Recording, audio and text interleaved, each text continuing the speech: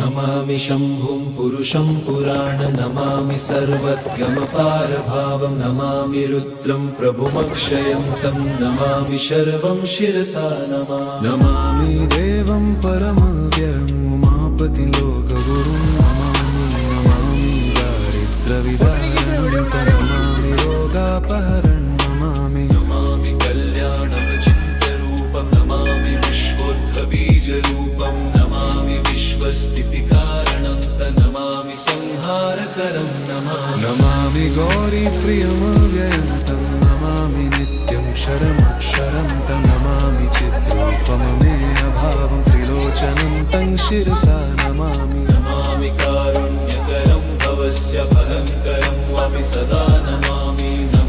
दातारं दीप्सितानं नमामि सोमेशमुमेशमादमामि वेदत्रयलोचनं तं नमामि मूर्तित्रयवर्जितं तं नमामि पुण्यं सदसद्व्यातितं नमामि तं पापहरं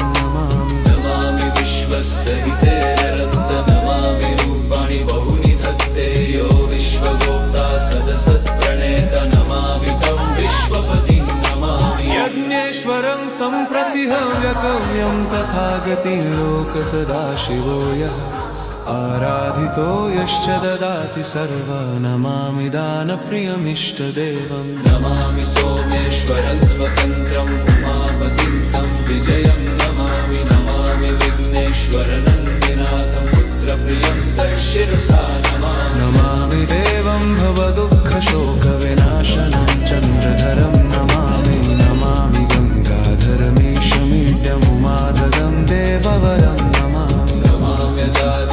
पुरन्दरादिसुरासुरैरचितपादपद्मं नमामि देवी मुखवादनानैक्षार्थमक्षित्रितयं यैष पञ्चामृतैर्गन्धसुधूपदीपैर्विचित्रपुष्पैर्विधैश्च मन्त्रैः